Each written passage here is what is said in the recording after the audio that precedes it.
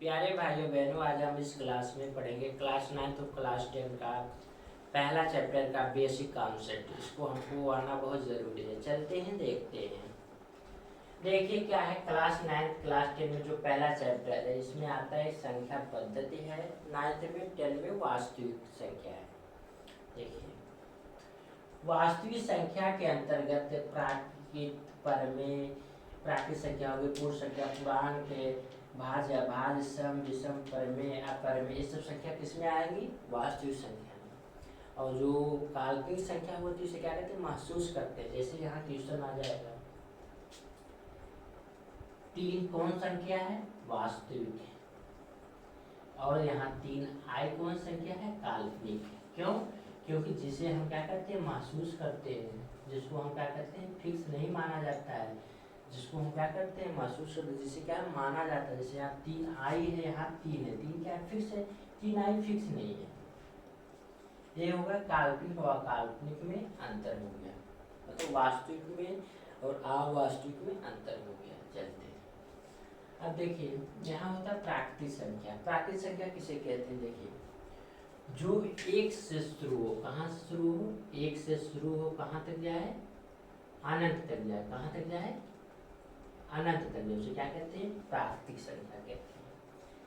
सवाल आएगा कि सबसे बड़ी प्राकृतिक संख्या क्या होती है? सबसे बड़ी प्राकृतिक संख्या क्या होती है? 9 होती है। सबसे छोटी क्या होती है? 1 होती है। फिर दूसरी बात आती है, प्राकृतिक संख्या आपको समझ में आ गया। फिर दूसरी बात आती है पूर्ण संख्या किसे कहते हैं? जब हम संख्या 0 से शुरू करते हैं, कहाँ तक जाए? अनंत तक जाए, उसे क्या कहते हैं?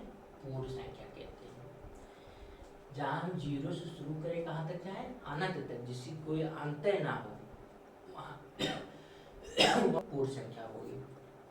फिर देखिए तीसरी संख्या है पूर्णांक संख्या। पूर्णांक क्या होता है? पूर्णांक 2 होते हैं। एक क्या होता है? धन पूर्णांक होता है, एक होता है ऋण पूर्णांक होता है, और ये बीच में क्या होता है? 0 होता है।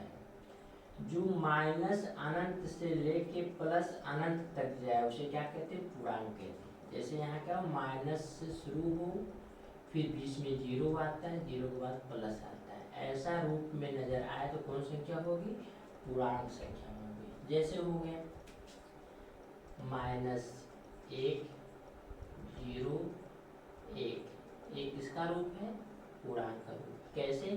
क्योंकि माइनस से शुरू है, प्लस तक गया है, इसलिए कौन संख्या हो गया? पूर्णांक हो गया। फिर देखिए बात आती है भाज्य संख्या किसे कहते हैं? भाज्य संख्या देखिए ऐसी संख्या, क्या? ऐसी संख्या जो अपने से कटे प्लस दूसरे से भी कटे, उसे क्या कहते हैं? भाज्य संख्या कहते हैं। जैसे यहाँ क्या हो गया? 4, क्या हो गया? 4।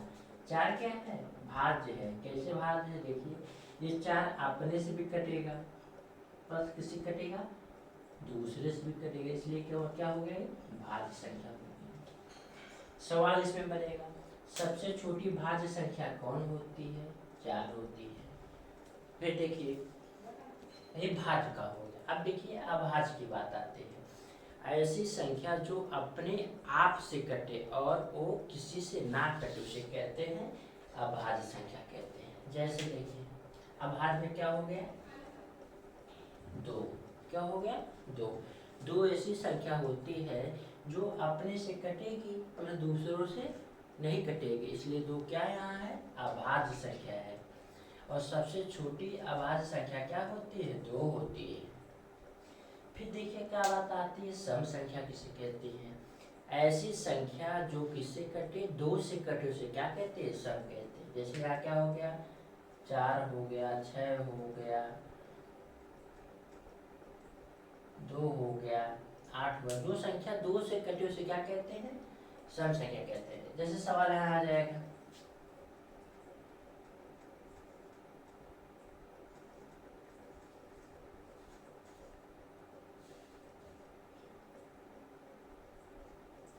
इसमें सवाल आ जाएगा कि सम ये संख्या क्या सम है कि विषम है? कैसे बताएंगे?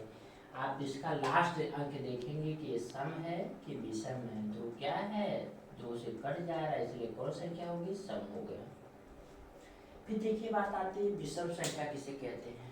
देखिए ऐसी संख्या जो किससे कटे, 2 से ना कटे उसे क्या कहते हैं, विषम संख्या कहते हैं। जैसे देखिए यहाँ पर 3 2 से नहीं कटता है, 5 2 से नहीं कटता है, 7 2 से नहीं कटता है, इसलिए कौन संख्या होगी, विषम संख्या। सवाल आएगा वैसे आएगा कि 4 2 5 7 पूछेगा इसमें ये संख्या विषम है कि सम है, कैसे बताएंगे, लास्ट अंक देखेंगे। 7 क्या है, विषम है, इसलिए कौन संख्या हो गई, विषम संख्या हो गई। अब देखिए बात आती है परमेय संख्या किसे कहते हैं। ऐसी संख्या, क्या, ऐसी संख्या जो p और q के रूप में लिखा जाए लेकिन जो हो क्या हो, q का मान क्या हो, 0 ना हो, उसे क्या कहते हैं, परमेय संख्या कहते हैं। अब देखिए परमेय संख्या में क्या, जैसे यहाँ क्या -3 हो गया, क्या हो गया, -3, क्या परमेय संख्या है, हाँ, क्यों है, क्योंकि इसको हम लिख सकते हैं, बटे हमेशा 1 रहता है, इसलिए कौन संख्या हो गया, परमेय हो गया।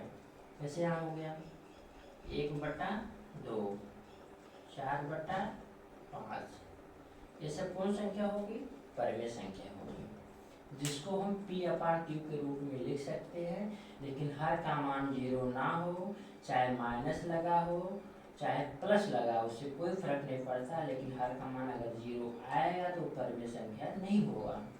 अब देखिए बात आती है अपरमेय संख्या। देखिए अपरमेय संख्या, देखिए जो अपरमेय संख्या होती है, जो p/q के रूप में क्या होती है, लेकिन क्या होता है, q का मान क्या होता है, 0 होता है, q का मान क्या होगा, 0 होगा, वो कौन संख्या होगी, अपरमेय। बात आती है कौन परमेय, देखिए